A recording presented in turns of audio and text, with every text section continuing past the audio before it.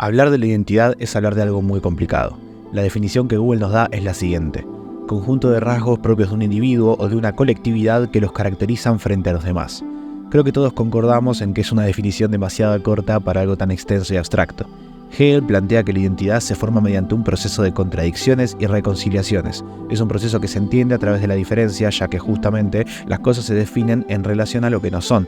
Y la identidad, puntualmente, es uno de los anclas fundamentales que nos permiten conectar y entender lo que nos conforma, relaciona o desconecta con el mundo en el que vivimos. Y obviamente vemos una conexión muy profunda con la identidad en áreas como la literatura, el cine y los videojuegos, donde los protagonistas o demás personajes de la obra son confeccionados bajo la idea de tener una identidad que los define y conecte, tanto con su propio mundo ficticio como con nosotros, los lectores, espectadores o jugadores. Por eso los RPG son tan populares y cautivan tanto al público. Darnos la libertad de personalizar a nuestro personaje, entrar en un mundo único y desconocido, tomar decisiones y tener consecuencias sobre el accionar que tomamos, es justamente una manera de convertir el juego en un lienzo mediante el cual expresarnos y plasmarnos. Y si bien los juegos de rol habitualmente se conciben como algo contrario, ya que justamente la gente los juega con la intención de interpretar a un personaje con características y motivaciones distintas a las que ellos tienen, yo siempre opté por un camino diferente. Opté por interpretarme a mí como individuo con mis puntos fuertes y mis puntos débiles e intentar llevar toda esa interpretación a la personalización de mi personaje. Por ejemplo, en juegos como Monster Hunter siempre utilicé armas como espada y escudo o la katana, porque son armas con un balance de combate muy bueno entre ataques cortos y una defensa o evasión estable. En Dark Souls siempre fui más de armas que exijan destreza antes que fuerza, y en general, en juegos como The Walking Dead tomo las decisiones que yo siento que tomaría realmente si estuviera en esa circunstancia. Por ejemplo, cuando Kenny vuelve a aparecer en la temporada 2, me quedé con él en vez de quedarme con Jane porque simplemente me parecía que era lo que yo hubiera hecho en los zapatos de Clementine. Y creo que la mayoría de estudios se toman el tiempo y el desafío de intentar plasmar una identidad no solo en sus personajes, sino en sus mundos y en sus juegos en general. Y creo que uno de los mejores ejemplos de éxito en este desafío es justamente Disco Elysium. Este juego es una propuesta increíble tanto en su narrativa como en su mundo y en su propio estilo visual. Y acá abro un paréntesis y aclaro, Alexander Rostov es un puto genio, es increíble el trabajo que se tomó como encargado artístico de esta obra. Ahora sí, cierro paréntesis. Imagínate que un día te despertás en Rebajol, más específicamente en Martinez, más específicamente en el Hotel Whirling Rags y perdiste todo atisbo de memoria tanto de tu persona como del mundo que te rodea. Esto de entrada no es algo nuevo. Muchos juegos aprovechan la carta de la pérdida de memoria para permitirnos construir a un personaje con las características que deseemos imponerle. No obstante, Disco Elysium nos hace enfrentar la amnesia como un problema mucho más real y con un peso mucho mayor en la trama. Porque primero, la habitación está hecha un desastre, lo cual mínimamente es preocupante, y por otro lado, una vez juntamos la ropa y salimos de la habitación, nos encontramos con Clashy, una mujer rubia de no más de 30 años, la cual nos informa que éramos agentes de policía. Y sí, esto es un problemón porque no tenemos la preparación ni el entrenamiento para ser buenos oficiales. Y hago énfasis en que éramos policías porque justamente ahora mismo todo aspecto de nuestra personalidad desapareció. Entonces, encaramos el inicio del juego con una primera pregunta: ¿quién carajo somos? Posterior a esta charla, bajamos las escaleras y nos dirigimos hacia el salón principal del hotel, donde conocemos a Gart, el gerente, un tipo bastante malhumorado y que evidentemente nos odia por motivos tales como que destrozamos la habitación, no le pagamos ni la estadía ni los tragos que pedimos y demás sucesos que en gran medida justifican su destrato hacia nosotros. Tras esta charla nos dirigimos hacia el fondo y ahora sí, hablamos con, y me pongo de pie, el mismísimo Kim Kitsuragi, señoras y señores. Kim es el teniente de la comisaría 57 y vino a buscarnos dado que tenemos un trabajo en conjunto que realizar. Es un personaje que rebosa personalidad, es profesional, prefiere separar lo laboral de lo personal y si hay una palabra que lo define es sutileza.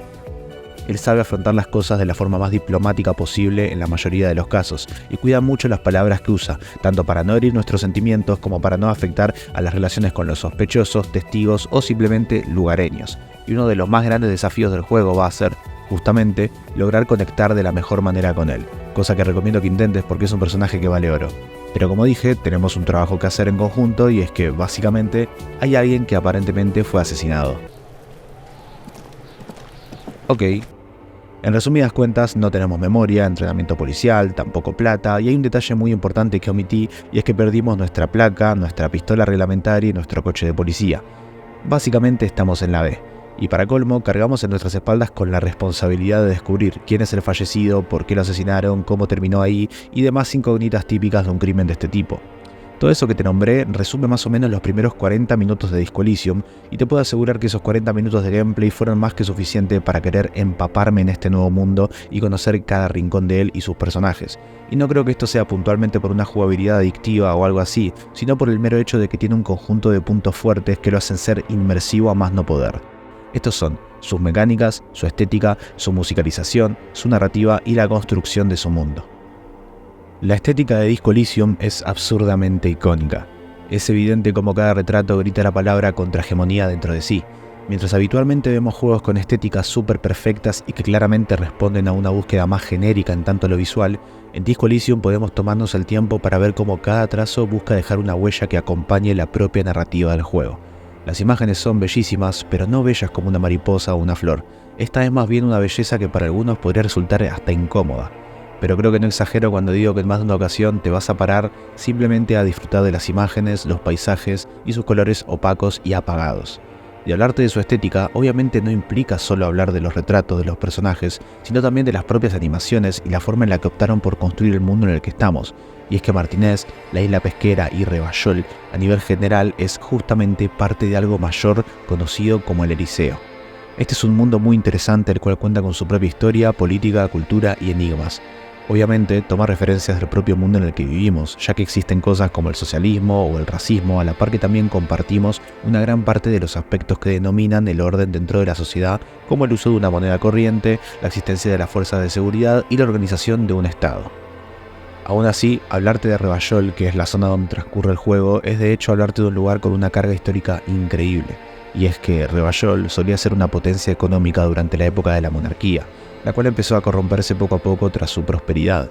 Esta época duró hasta que ocurrió una revolución a causa de la corrupción dentro de la misma. Dicha revolución terminó en la caída de la corona y en la creación de un gobierno revolucionario que instauró ideas socialistas y comunistas.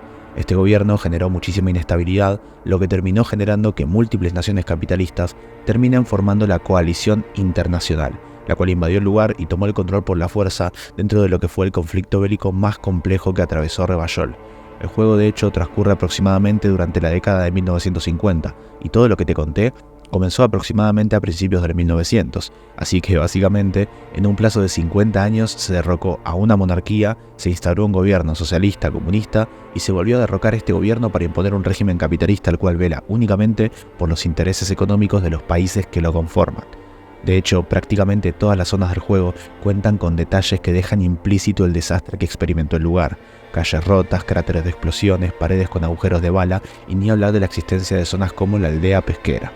Si vamos al sur, nos vamos a encontrar justamente este lugar, el cual un personaje del juego define como pornográficamente pobre. Y es que este lugar desindustrializado y que básicamente se quedó infradotado ante la competencia en el terreno de la pesca, terminó generando que sus ciudadanos tuvieran dos opciones: o escapar a donde pudieran o meramente sobrevivir hasta que el Estado o las empresas decidan invertir en el lugar, cosa que hasta la fecha no ocurrió.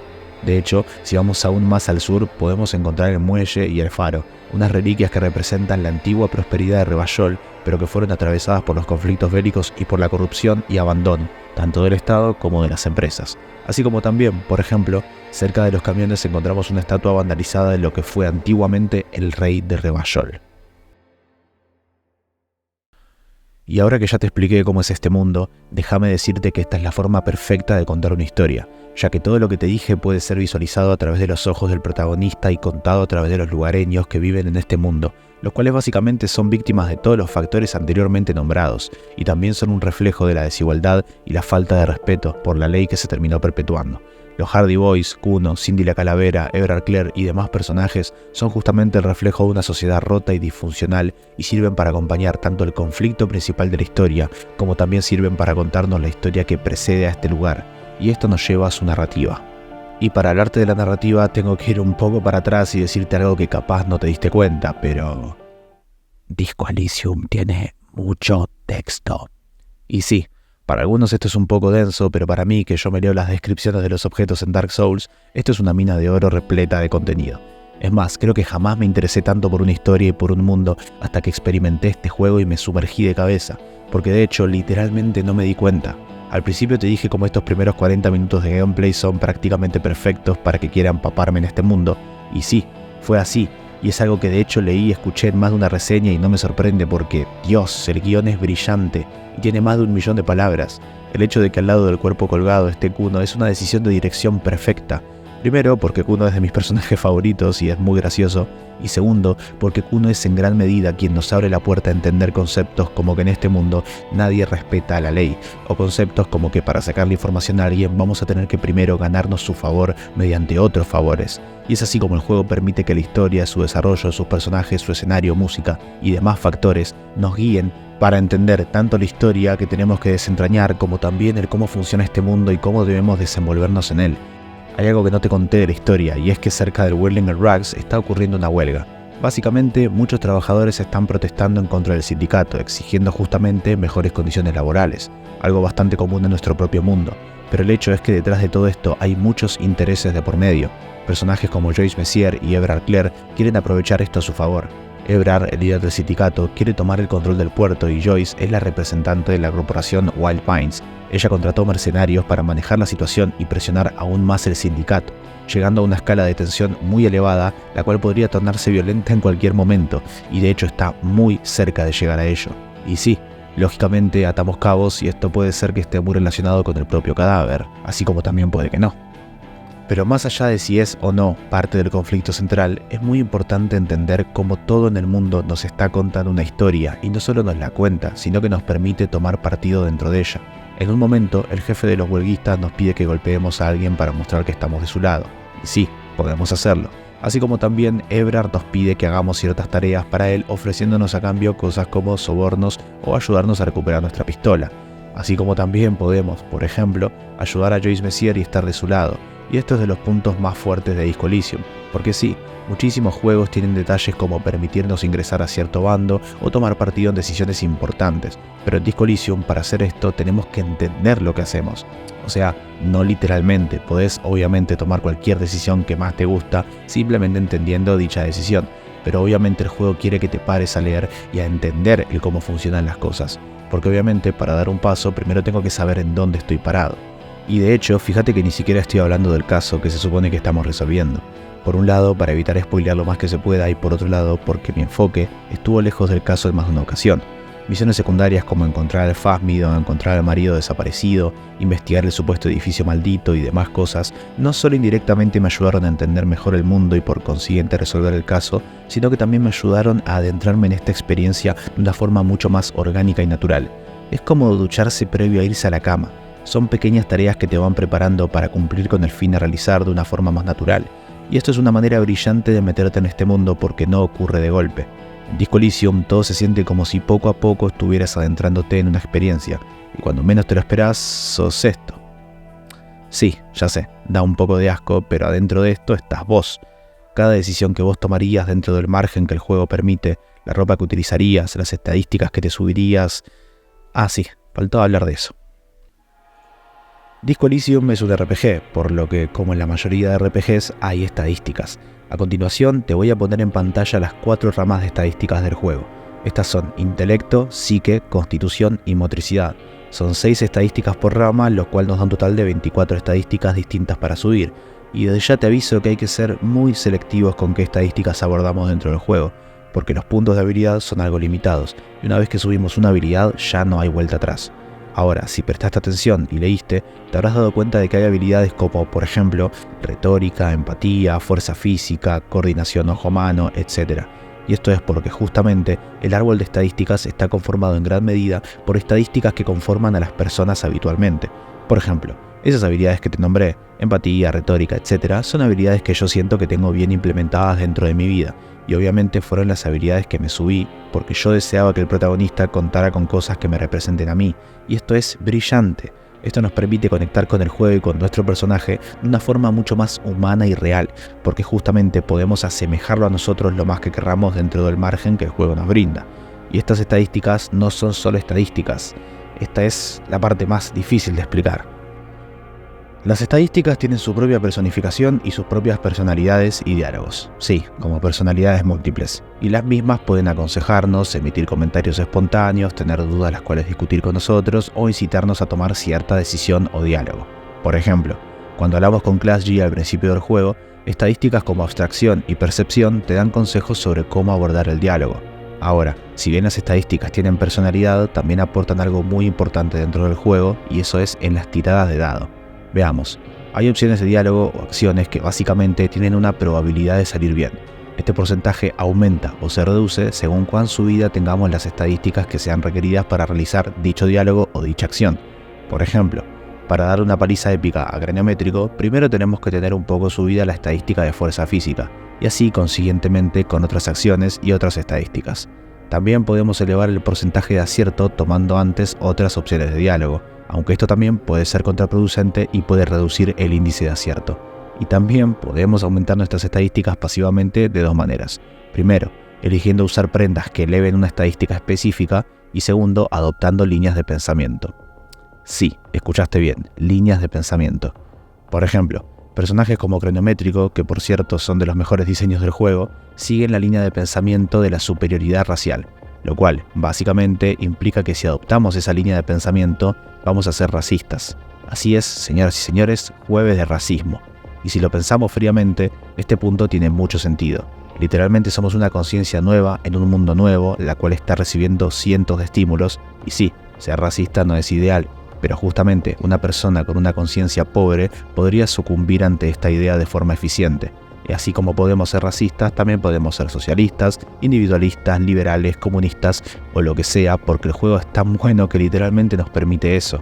Ahora, adoptar estas líneas de pensamiento no solo nos desbloquean nuevas opciones de diálogo, sino que también pasivamente nos suman o restan ciertas estadísticas. Y obviamente tenemos que ser cuidadosos con esto, porque puede beneficiarnos como puede también complicarnos. Indiferentemente de cuán subidas tengamos las estadísticas, qué líneas de pensamiento adoptemos o qué ropa usemos, van a haber decisiones en las que no vamos a terminar contentos aunque las realicemos de la mejor forma posible. Y es que algo que tenés que saber de Disco Elysium es que es un juego que no teme ser trágico. En más de una ocasión vamos a tomar decisiones que van a terminar siendo de vida o muerte, tanto para nosotros como para otros personajes. Y como en muchas otras historias, te advierto que no podés salvar a todo el mundo, y sí, suena desesperanzador, al igual que su banda sonora. La música de este juego es excelente. British Sea Power es el grupo que compuso toda esta banda sonora que probablemente estuviste escuchando en gran parte del video. Una banda sonora que claramente transmite melancolía. Su musicalización es una decisión perfecta, tomando en cuenta que fue ideada para acompañar colores opacos, trazos desordenados y el aire detectivesco que envuelve a la trama. Les juro que lo primero que hice una vez terminé el juego fue escuchar toda la banda sonora mientras hacía otras cosas porque simplemente me resultó fascinante y fue un gran detalle que a mi criterio sumó bastante dentro de la experiencia inmersiva del juego. Ok, ya te expliqué todas las áreas importantes que tenía que cubrir del juego, tanto a nivel visual, como mecánico, como musical, etc. Ahora, yo creo que lo que hace que Disco Elysium sea un juego brillante es que todas las herramientas que utiliza para contar la historia están alineadas de una forma muy natural y orgánica. Es muy fácil perderse en este mundo por largas horas. Reconozco con algo de vergüenza que me lo pasé en unos 4 días jugando unas 6 horas por día, y dejaba de jugar únicamente porque tenía que irme a dormir para mantener la rutina que estaba llevando. Pero es increíble lo rápido que se pasa el tiempo cuando entras en este juego, y durante toda la aventura había un punto específico que no se me salía de la cabeza, y era justamente que este juego, estos personajes, este mundo, todo tiene una identidad, su propia identidad. Cuando hablo de identidad me refiero a que vos podés entender que estás en el liceo, vos podés entender conforme avanzás que todos los sucesos se acompañan entre sí. La historia de Revachol se siente antes de ser contada. El edificio abandonado, la estatua vandalizada, la aldea pesquera, la huelga de los trabajadores. Revachol es la representación de un mundo roto, un mundo afectado por aspectos como la corrupción y el abuso de poder. La dificultad del caso no es lograr como tal que la gente acepte colaborar, sino el conectar con esa gente y con este mundo en el que estamos paseando. Titu Hardy podría aceptar colaborar, pero no lo hace en un principio y eso es justamente porque no respeta a la policía. El mundo le enseñó que la policía no es de fiar. Así como a Kuno, el mundo le enseñó que los adultos son basura y que la policía no tiene poder sobre él o sobre otros ciudadanos. La señora que está en la aldea pesquera no confía en Ebrard Clare porque justamente sabe que en este sindicato a nadie le importa la gente, así como a la coalición tampoco le importó que la aldea pesquera quedara convertida en el fantasma de lo que solía ser. Y es que Revachol grita desesperanza. Los personajes no creen realmente que las cosas mejoren porque durante los últimos 50 años el mundo estuvo en conflicto y ahora que están en paz nadie les da una mano para volver a ser lo que eran. Pandillas, mafias, sindicatos corruptos, policías corruptos, droga en las calles, y todo es un ciclo inevitable de mierda. Porque tal vez ahora no lo sabés, pero la bomba está por explotar dentro de Rebajol. Y no sos policía porque estás resolviendo el caso. Sos policía porque tenés que intentar evitar que esto siga así. Y esto se va contando y sintiendo solo si te empapás en el juego.